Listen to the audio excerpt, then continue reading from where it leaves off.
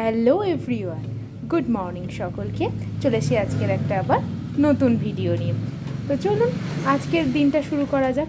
এখন আমি কিছু ফল এনেছিলাম বাজার থেকে, তো সেগুলোই ধুয়ে ভালো করে ক্লিন করে রেখেছি। এবারে এর মধ্যে আমি এই ফলগুলোকে একটু রেখে দিচ্ছি। তো আপনারা কীরকম আছেন? আশা করি সকলে ভালো আছেন, সুস্থ আছেন। তো সকলের ব্রেকফাস্ট হয়তো হয়েই গিয়েছে। তো কিছু অরেঞ্জ এনেছিলাম, অরেঞ্জটা আবার আদি খেতে খুব ভালোবাসে, আর এই অরেঞ্জগুলো না ভীষণ মিষ্টিও হয় খেতে। তো আমি মাঝে মাঝেই নিয়ে আসি। মুসাম্বিটা ওর আবার অতটা পছন্দ হয় না, কিন্তু তাও নিয়ে আসি। আর এটা কি ফল বলুন তো, আপনারা জানেন কি? আমরা কিন্তু এটাকে আঁশফল বলেই জানি। তো এটাও অল্প একটু নিয়ে এসেছিলাম। এবার আদি তো হয়তো খাবে না, খেলে আমি আর কৃষ খাবো। তো দাঁড়ান, এগুলোকে একটু শর্ট করে নিই। আর ওদিকে একটু ডিম সিদ্ধও বসিয়ে দিয়েছি, কারণ আজকে একটু ডিমের কারি বানাবো। আমার আবার ডিমের অমলেট করে ঝোলের থেকে ডিমের কারিটা খেতে খুব ভালো লাগে, তাই জন্য একটু ওখানে ডিমের কারি বসিয়ে দিয়েছি। আসলে সকাল থেকে এত ব্যস্ততার মধ্যে কাটে, কখন যে ভিডিও স্টার্ট করব বুঝতেই পারি না। সকালে মর্নিংয়ে উঠে আচ্ছা একটু অ্যাভোকাডোও এনেছি, সেটাও রেখে দিলাম। তো দেখতে পাচ্ছেন এখানে আমি কয়েকটা ডিম সেদ্ধ করতে দিয়ে দিয়েছি, এটা দিয়ে একটু ডিমের কারি বানাবো বলে। আসলে সকালে উঠেই ভাবে ভিডিওটা স্টার্ট করব, কিন্তু হয়ে ওঠে না। ছোট বাচ্চা তো, ওকে রেডি করে স্কুলে পাঠানোর থাকে, ওর জন্য ব্রেকফাস্ট স্ন্যাক্স। যদিও ও কিন্তু ব্রেকফাস্টের সকালে বেশি কিছু হেভি খাবার খায় না, বেশিরভাগ দিনই ধরুন ওই দুধ, কর্নফ্লেক্স বা ওটস দিয়ে দুধই খেয়ে যায়।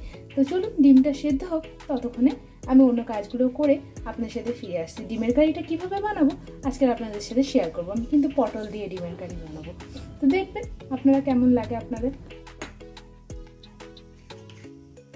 তো চলুন এবার রান্নাটা স্টার্ট করা যাক। তখন তো আপনাদেরকে দেখিয়েই দিলাম আমি ডিমগুলোকে ভালো করে সেদ্ধ করে রেখে নিয়েছি। তো এখানে আপনি দেখতে পাচ্ছেন আপনারা যে আমি অল্প একটু তেল এখানে সাদা তেলে দিয়েছি, কড়াতে দিয়ে দিয়েছি। আর ডিমগুলোকে আমি ভালো করে ক্লিন করে ওর মধ্যে একটু নুন হলুদ মাখিয়ে রেখেছি। গাটা অল্প একটু জিরে দিয়েছিলাম, তাদের কি হয় বলুন তো, বেশ নুন টুনগুলো একটু ভালো ভেতর পর্যন্ত ঢুকে যায়। তো তেলটা গরম হোক, তেলটা গরম হলে আমি এখানে ফটাফট ডিমগুলোকে একটু ভেজে নেব। কেন বলুন তো, আবার একটু তাড়াতাড়ি করছি, আবার আদিকে একটু নিতে যেতে হবে। আসলে কি বলুন তো, ওর বাসটা তো এই দেখুন, এই ডিমগুলো আমি এইভাবে নুন হলুদ মাখিয়ে রেখেছি। তো ওর বাসটা তো আমার বাড়ির কাছে পর্যন্ত আসে না, আমি আগেও আপনাদেরকে বলেছি। তো আমাকে ওই জন্য রোডের উল্টো সাইডে গিয়ে ওকে নিয়ে আসতে হয়। তো যাই হোক, আপনারা দেখুন আমি এখানে ডিমগুলো দিয়ে দিচ্ছি। আর আমি এই রান্নাটা খুব বেশি তেল ইউজ করি, তো অল্পই 2 স্পুন মতন হবে তেল দিয়েছি আমি। এই 2 স্পুন তেলেই হয়ে যাবে রান্নাটা, খুব একটা তেল দিতে লাগবে না। কারণ কী বলুন তো, রোজের খাবারে আমি খুব একটা বেশি তেল ইউজ করি না। এছাড়া ধরুন স্যাটারডে সানডেতে এমনি একটু বেশি তেল তেল মশলা টশলা খাওয়া হয়ে যায়, কিছু ভ্যারাইটিস যদি বানে তখন একটু বেশি লেগে যায় না। ধরুন এদের ডিমগুলোকে একটু ভালো করে ভেজে নিই, খুব একটা লাল করে আমি ভাজবো না। আপনারা চাইলে পুরো লাল করে ভাজতে পারেন, তবে আমি এখানে খুব একটা লাল করে ভাজছি, জাস্ট একটু হালকা ভেজে নিই। তো আমি আজকে এটা পটল দিয়ে করছি, মাঝে মাঝে আমি কিন্তু ফুলকপি দিয়েও করে থাকি। আপনারা চাইলে বাড়িতে একবার ট্রাই করে দেখবেন, খেতে কিন্তু বেশ ভালোই লাগে। আর পটল তরকারি খেয়েছি সেটা আমাকে কমেন্ট সেকশনে জানাবে। আমার কিন্তু ভীষণ একটা ফেভারিট ভেজিটেবলের মধ্যে পটলের অন্যতম। তো আমার পটলটা খেতে বেশ ভালোই লাগে। মাঝে মাঝে তো আমি পটলের সেদ্ধও খেয়ে ফেলি, আমার ভালো লাগে। কিন্তু আমাদের বাড়িতে আবার সকলের ভালো লাগে না, যেমন কৃষ তো একদম অপছন্দ, আর আদিও খুব একটা পছন্দ করে না। বাট হ্যাঁ, পটল আদি বা ওরা দুজনেই খায়, কিন্তু তো সেদ্ধটাই তো খায় না, তরকারি টরকারি করলে বা ভাজা করলে ওরা খায়। বাট আমার কিন্তু পটলটা খুব ভালো লাগে খেতে, আর পটলটা হেলথের জন্য ভীষণ ভালো, তাই না বলি? তাই ডিমগুলো মোটামুটি ভালো করে ভাজা হয়ে গিয়েছে। এবারে এগুলোকে আমি একটা জায়গায় তুলে নেব। তো আমি ডিমগুলো তুলে নিয়েছি, আপনাদেরকে আর ওটা দেখাতে পারলাম না। আসলে আমি একা হাতে ক্যামেরা করি তো, আর আমার কোনো স্ট্যান্ডও নেই, তো ওই জন্য আমি দেখাতে পারলাম না।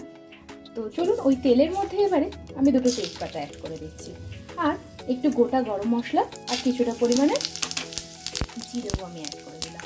ওটা গরম মশলার মধ্যে দালচিনি, একটু 2টো এলাচ দিয়েছি, একটু লংটা দিয়ে দিলাম, একটু লং দিয়ে নিয়েছি। এবার এটা একটু ভালো করে ভেজে নিয়ে এবার এর মধ্যে আমি দিয়ে দেবো ওর মধ্যে মধ্যে আমি কিন্তু কোনো নুনভাবে কিছুই মাখাইনি।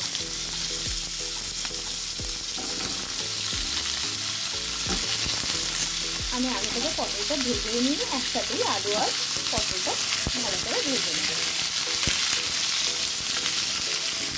এভাবে খুব ভালো করে একটু ঢাকা দিয়ে কিছুক্ষণ ভালো করে ভেজে নেব। আর অন্যদিকে আমি পেঁয়াজটা একটু হালকা মিক্সিতে গ্রাইন্ড করে নেবো, কিন্তু আমি খুব বেশি পেস্ট বানাবো না, জাস্ট হালকা করে একটু ঘুরিয়ে নেবো। আপনারা চাইলে ক্যাপারেও ঘষে নিতে পারেন, তাহলেও অসুবিধা নেই। ঠিক আছে, আমি ফটাফট একটু এদিকে পেঁয়াজটাও ঢাকা দিয়ে দিলাম, কিছুক্ষণ ঢাকা দিয়ে একটু ভেজে নেব। তো আপনারা দেখতে পাচ্ছেন আমি এইভাবে একটু পেঁয়াজ আর একটা টমেটোকে হালকা করে একটু মিক্সিতে গুঁড়িয়ে নিয়েছি, বাট খুব একটা পেস্ট বানাইনি। আপনারা দেখুন খুব একটা পেস্ট বানাইনি। আমার হাতে আজকে সময় নেই, যদি আপনাদের কাছে টাইম থাকে আপনারা স্ক্যাপার দিয়েও করতে পারেন। তো আর এখানে আলু পটলটাও খুব সুন্দর করে আমি একেবারে একটু ভালো করে আলু আর পটল এটাকে ভেজে নিচ্ছি। আমি এখানে নুন বা হলুদ কিছুই দিব। তো এটা একটু ভাজা হোক, ততক্ষণ আমি এদিকে একটা দেখুন প্যান বসিয়েছি। তো এখানে একটু আদির জন্য একটু চকলেট প্যানকেক বানিয়ে নিই। তো আপনারা দেখুন আমি এখানে একটা প্যান বসিয়ে দিয়েছি, ফ্রাইং প্যান, ওর মধ্যে একটু আদির জন্য চকলেট কেক বানিয়ে নিই। চকলেট প্যানকেক বানাবো, তো আমার ব্যাটারটা আগে থেকেই রেডি করা ছিল। আর আপনারা যদি জানতে চান যে আমি কি করে চকলেট কেকের ব্যাটারটা বানাই বা কিভাবে আদির জন্য চকলেট কেকটা বানাই, আমি কিন্তু ভীষণ হেলদিভাবে বানাই, হয় ওটস দিয়ে বানাই নইলে আটা দিয়ে বানাই। তো আপনারা যদি জানতে চান আমাকে একবার কমেন্ট সেকশনে লিখে জানাবেন, আমি নিশ্চয়ই আপনাদের সাথে রেসিপিটা একবার শেয়ার করব। তো দারুন, এর মধ্যে ছোটো ছোটো করে একটু দুটো বানিয়ে দিই, ওকে একটু স্ন্যাক্সে দিয়ে দেবো।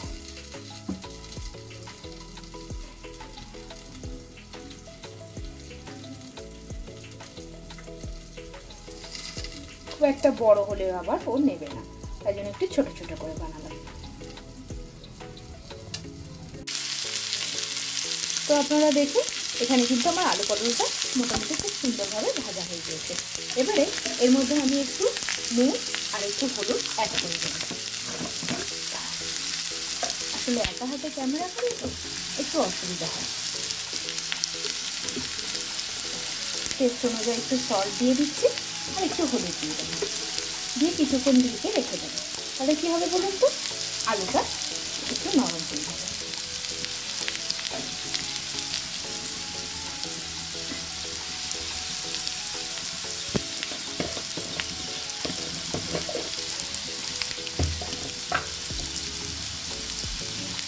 একটু হলুদ দিয়ে একসাথে এটাকে খুব ভালো করে একটু মিশিয়ে নেব।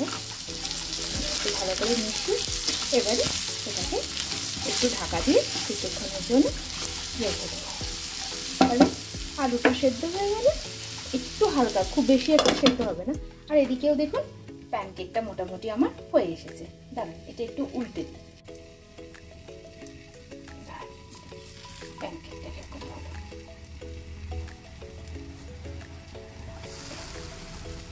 দেখুন বেশ ভালোই হয়েছে প্যানকেকটা। একটু উল্টে দিয়েছি, এবার এটা একটু হয়ে যাবে,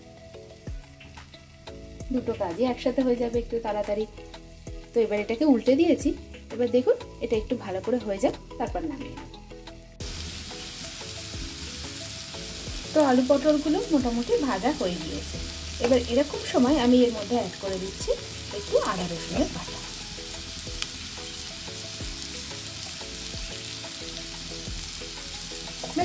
এবার এই দুটো দিয়ে একটু নাড়িয়ে নেবো, নিয়ে তারপর এই যে পেঁয়াজ আর টমেটো যে মিক্সি করে রেখেছি ওটাও এর মধ্যে একসাথে অ্যাড করে দেবো। একটু নাড়িয়ে দিই।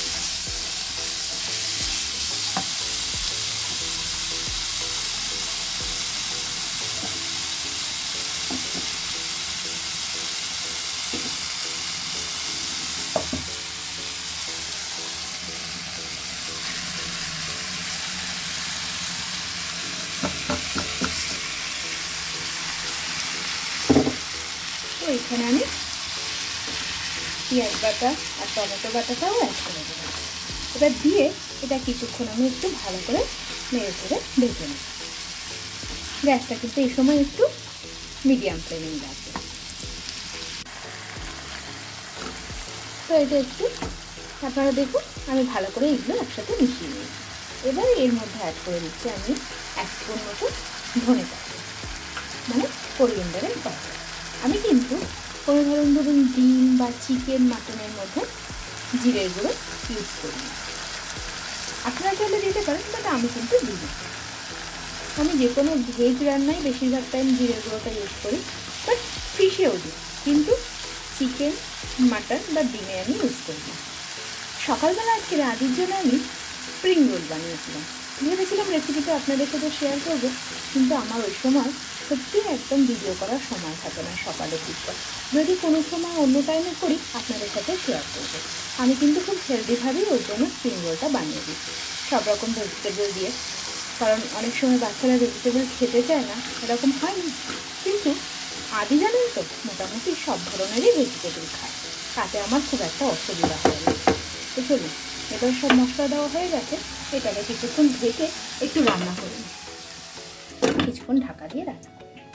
আর এদিকে দেখুন আমার একটা প্যানকেকও কিন্তু রেডি হয়ে গিয়েছে। আর এটাকে ওকে আমি ক্রিকেটে দিয়ে দেবো। ও এসেই তো ক্রিকেটে যায়, ও এসে সত্যিই কিছু খাওয়ার সময় থাকে না, একটু ফ্রুটস খায় আর চট জলদি একদম তাড়াতাড়ি করে বেরিয়ে যেতে হয় ক্রিকেটের জন্য। তাই জন্য এটা দিয়ে দিলাম, এটা খেলে একটু পেটটাও ভরা থাকবে। তো আমি এরকমভাবে বাড়িতে অনেক সময় ডোরা কেকও বানাই। তো আপনারা যদি রেসিপিগুলো জানতে চান আমাকে কমেন্ট সেকশনে লিখে অবশ্যই জানাবেন। তো আপনারা দেখুন আমি খুব ভালো করে সবজিটার সাথে মশলাগুলো একসাথে কষানো হয়ে গিয়েছে। আমি খুব ভালো করে এগুলো একসাথে কষিয়ে নিই। এবারে এর মধ্যে আমি কিছুটা পরিমাণে জল অ্যাড করে দিচ্ছি। আচ্ছা, আমি খুব একটা এতে ঝোল করব না, ওই জন্য একটু কমই জল দিচ্ছি। আপনারা যদি ঝোল করতে চান তাহলে একটু বেশি দিতে পারেন, বাট এই তরকারিটা তো খুব একটা ঝোল হলে ভালো লাগে না, একটু মাখা মাখা হলে রুটি বা ভাত দিয়ে দুটো দিয়েই ভালো লাগে। তো আমি এটা করতে করতে কতগুলো কাজ করে নিলাম জানেন। এখানে প্যানকেকটা বানালাম, একটু আটা মেখে রেখে দিলাম। কেন বলুন তো, আবার ক্রিকেট থেকে আদিকে নিয়ে আসার পরেই ওর খুব জোরে খিদে পেয়ে যাবে, তো টপ করে ওকে কয়েকটা রুটি করে দিলে ওই তরকারিটা তো করেই থাকলো, খেয়ে নিতে পারবে। চলুন তরকারিটা একটু ফুটুক ভালো করে, ততক্ষণ আমি অন্য হাতের কাজগুলো গুছিয়ে নিই। আমার আদিকে আনতে বেরোবো আর আমি একটু লাঞ্চও করে নিই। তরকারিটা ফুটে গেলে এর মধ্যে ডিম দিয়ে দিলে রেডি হয়ে যাবে। তো দেখুন ডিমের ঝোলটা কিন্তু ফুটে গিয়েছে। এবার এরকম সময় আমি এখান থেকে যে আগে থেকে ভেজে রেখেছিলাম ডিমগুলো অ্যাড করে দেবো। আপনারা বাড়িতে কিন্তু একবার ট্রাই করে দেখতে পারেন, রুটি দিয়ে, পরোটা দিয়ে বা রাইস দিয়ে আপনারা খেতে পারেন, ভালো লাগবে। সবসময় তো একই রকম ডিমের কারি খান, এটা একবার বানিয়ে দেখতে পারেন। আর আপনারা কিভাবে বানান ডিমের ঝোল সেটাও আমাকে কমেন্ট সেকশনে জানাবেন। আমিও অনেক রকমভাবে বানাই, কিন্তু এটাও তার মধ্যে একটা। তো এবার ডিমগুলো দিয়ে দিয়েছি। এবার এর মধ্যে আমি এখানে ঘরে আমার বানিয়ে রাখা কিছুটা গরম মশলা অ্যাড করে দিলাম। গরম মশলাটা আমি ঘরেই বানাই, গরম মশলা, বিরিয়ানি মশলা এগুলো সব কিন্তু আমার ঘরেই বানানো। আমি খুব একটা দোকানের পাউডার ইউজ করি। আর এর মধ্যে দিয়ে দিলাম কিছুটা কাসুরি মেথি। ব্যাস, এবার ঢেকে কিছুক্ষণ রেখে দিলেই রান্নাটা রেডি। ব্যাস, এবার এটাকে আমি কিছুক্ষণ ঢেকে রেখে দেবো। গ্যাসের ফ্লেমটা অফ করে দিলাম। এবার এটা কিছুক্ষণের জন্য আমি ঢেকে রেখে দেবো, ব্যাস হয়ে যাবে। তো এখন 3:15 কি 20 মতো বাজে। এখন বেরিয়ে পড়েছি আদিকে স্কুলে নিতে যাওয়ার জন্য। আজকে আকাশটা দেখুন কি সুন্দরই না লাগছে, খুব রোদ্দুর উঠেছে, ভালোই লাগছে। তো চলুন আদিকে নিয়ে আসি ঝটপট, তারপর যাবো ক্রিকেটে। দেখুন আজকের এত সুন্দর রোদ্দুরটা উঠেছে, দেখো যেন মনটা এত ভালো লাগছে। কেন বলুন তো, অনেকে যারা ব্যাঙ্গালোরে থাকেন জানেন যে কিছুদিন যাবৎ এত বৃষ্টি হচ্ছে ব্যাঙ্গালোরে। বিশেষ করে আমরা যেদিকটা থাকি ওদিকে তো খুবই বৃষ্টি হচ্ছে। আমরা যেদিকে থাকি তার বলার কারণটা হচ্ছে যে ব্যাঙ্গালোরে এরকমই হয়, ধরুন একটা জায়গায় বৃষ্টি হচ্ছে আর একটা জায়গায় বৃষ্টি হয় না। যেমন আমার বাড়ির এখানে বৃষ্টি হচ্ছে, ক্রিসকে ফোন করে জিজ্ঞাসা করলাম, কিন্তু ওর অফিসের ওখানে আবার বৃষ্টি হচ্ছে না বলে। আবার এমনও হয় যে কখনো ক্রিকেটের আদির ওখানে বৃষ্টি হচ্ছে, আদি যেখানে যেরকম ক্রিকেট ক্লাস শিখতে যায় সেখানে বৃষ্টি হচ্ছে, আবার আমাদের বাড়ির এখানটা বৃষ্টি হয়। তো আজকের কিন্তু ওয়েদারটা ভীষণই ভালো। তো আমি আজকে প্রচুর ওই জন্য জামা কাপড় ওয়াশ করেছিলাম, সব শুকিয়েও গিয়েছে। মেশিনে দিলে শুকিয়ে যায় বটে, ওয়াশিং মেশিনে কাচলে, কিন্তু তবুও একটু রোদ্দুর হাওয়াতে না দিলে যেন মনটা খুব একটা ভালো লাগে না। তো আদির বাস আসার সময় হয়ে যাচ্ছে, তো ওর বাসটা আসুক, তারপর ওকে নিয়ে ধীরে সুস্থে বাড়ি যাবো। আর ধীরে সুস্থে কী বলবো বলুন তো, তাড়াতাড়ি যেতে হবে, কারণ আবার যাবো ক্রিকেটে। ও বাড়িতে থাকলে মানে ক্রিস, তাহলে আমার একটু সুবিধা হয়। তো যাই হোক, ও ফিরুক, তারপর ওকে নিয়ে বাড়িতে ফিরবে। এখান থেকে আমি যেখানটা এসে দাঁড়াই, ওখান থেকে প্রচুর স্কুলের বাস ওখান থেকে যায়। তো ওর বাসটাও আসবে, আস্তে আস্তে 3:40 হয়ে যায়।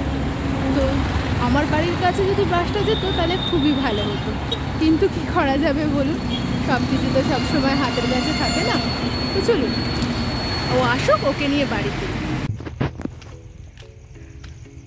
তো এখন 4:30 মতন বাজে। তো আদিকে নিয়ে চলে এসেছি ক্রিকেট একাডেমিতে। তো ও ভিতরে চলেও গিয়েছে, আর আমি এখানে এই আশেপাশেটা একটু ঘুরছি। তো আমি প্রতিদিনই এখানে এসে আর বাড়ি ফিরি না, কারণ আমার বাড়ি থেকে ক্রিকেট একাডেমিটা বেশ অনেকটা দূরেই। আগে কাছাকাছি ছিল জানেন তো, এখন ক্রিকেট একাডেমিটা চেঞ্জ হয়ে বেশ অনেকটা দূরেই হয়ে গিয়েছে। তাই জন্য আর বারবার বাড়ি ফেরা হয় না। যেদিন ও বাড়িতে থাকে কৃষ্ণেন্দু, সেদিনকে আমি ফিরে যাই, কারণ ও বাইকে করে এসে ড্রপ করে দেয়, আবার আমাকে নিয়েও চলে যায়। কিন্তু আমি যেহেতু অটো করে বা ক্যাব বুক করে আসি, তো বারবার ক্যাব বুক করে এসে আবার ফিরে যাওয়া, আবার আসা, তাতে আমার সময়টা অনেকটা নষ্ট হয়ে যায়। তাই তার থেকে এখানে আমার বসে থাকতে বেশ ভালোই লাগে। এখানে এত ফ্রেশ ওয়েদার, চারিদিকে এত সুন্দর গাছপালা, আমার বেশ ভালোই লাগে। কিন্তু আর আকাশটা দেখেছেন, দেখে যেন মনে হচ্ছে যে পুজোটা মনে হয় খুব কাছাকাছি চলেই এসেছে, সেই শরৎকালের আকাশের মতনই লাগছে। তো আমি এখানে 2-2.5 ঘন্টা একটু ওয়াকিং করি, নিজের মতন কিছুটা সময় কাটাই, একটু ভিডিও এডিটিং করি। তো এইভাবেই সময়টা কাটাই। কী করবো বলুন, বাড়ি ফিরে গেলে তো সেই যেতে আসতে প্রায় অনেকটা সময়ই চলে যাবে। তো আদি ততক্ষণ ক্রিকেট প্র্যাকটিস করে। তো ক্রিকেটটা মানডে থেকে সানডে প্রতিদিনই থাকে, কিন্তু সানডে অনেক সময় আমরা আসতে পারি না, যেহেতু আবার ডান্সে যায়, তো সেই কারণে। দেখুন গাছপালাগুলো কি সুন্দর। এখানে দেখুন না, একটা কনস্ট্রাকশনের কাজও চলছে। আর এখানে এত ভালো লাগে আসলে, চারোদিকটা কি সুন্দর গ্রিন আর গ্রিন। এই গ্রিন গাছপালাগুলো দেখলে আমার চোখ দুটো যেন জড়িয়ে যায়। তাই এখানেই বসে থাকি আর একটু ওয়াকিং করি। তাই ভাবলাম আজকের একটু ক্যামেরাটা অন করে আপনাদের সাথেও একটু দেখাই যে এখানে কত সুন্দর লাগে ওয়েদারটা। তো এখান থেকে একটু দূরে গেলেই না একটা পাহাড়ও আছে। তো আমি জানি না কতটা আপনাদেরকে দেখাতে পারবো বা আমি ক্যামেরায় কতটা ধরতে পারবো। কোনো সময় যদি ওই দিকটায় যাই, আমি নিশ্চয়ই আপনাদের সাথে দেখাবো। দিকটা এত সুন্দর, গাছ আরও দিকটা শুধু সবুজ আর সবুজ, কি সুন্দর লাগছে দেখুন। আর আকাশটা তো আজকের ভীষণ সুন্দর লাগছে। দাঁড়ান, আপনাদেরকে একটা জিনিস দেখাবো। এখানে কাশফুলের মতন দেখুন, এগুলো কি ফুল বুঝতে পারছি না, কাশফুলও কিন্তু আমার লাগছে না, কিন্তু দেখে আমার কাশফুলের মতো লাগছে। দেখুন কি ভালো না লাগছে দেখতে। দাঁড়ান একটু কাছে নিয়ে যাই, এত সুন্দর। আমি প্রতিদিনই আসি আর দেখি, খুব ভালো লাগে।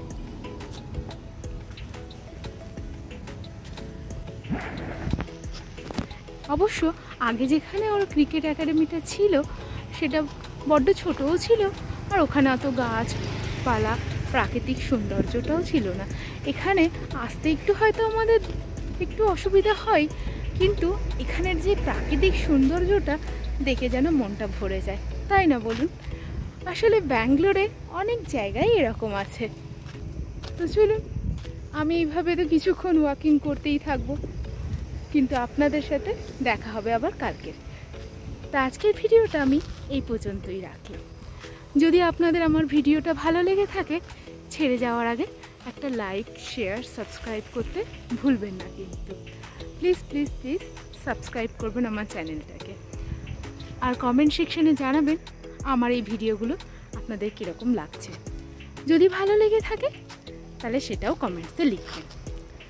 তো আমি কিন্তু ওই আমার কাজের ফাঁকে ফাঁকে যেটুকুনি সময় পাই, সেই সময়টাই ভিডিও করি।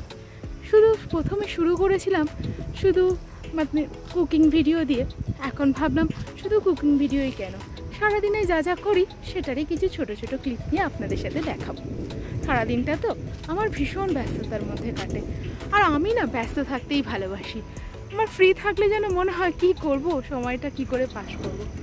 যাই হোক, সকালবেলা থেকে উঠে আপনারা তো দেখতেই থাকবেন, আমার সাথে থাকবেন, দেখবেন, কখনো কখনো যদি সময় হয় দেখাবো নিশ্চয়ই যে আমি সারাদিন আরও কী কী করছি। তো চলুন, বাই বাই, সকলে ভালো থাকবেন, সুস্থ থাকবেন, আর প্লিজ প্লিজ প্লিজ আমার চ্যানেলটাকে একটা সাবস্ক্রাইব করে দেবেন। চলুন, বাই বাই, দেখা হবে আবার কালকের একটা নতুন ভিডিও নিয়ে। সকলে সুস্থ থাকবেন, ভালো থাকবেন। সুস্থ থাকা আর ভালো থাকাটা না এখনকার সময় ভীষণ জরুরি, আমার তো সেটাই মনে হয়। সুস্থ থাকলে নিজেকেও ভালো রাখা যায়, এবং সুস্থ থাকলে সব কাজ কর্মে সব কিছুতেই মনটা খুব ভালো থাকে। তার জন্য হেলদি ফুড খাবেন, একটু যোগা করবেন, একটু ওয়াকিং করবেন, দেখবেন খুব ভালো লাগবে।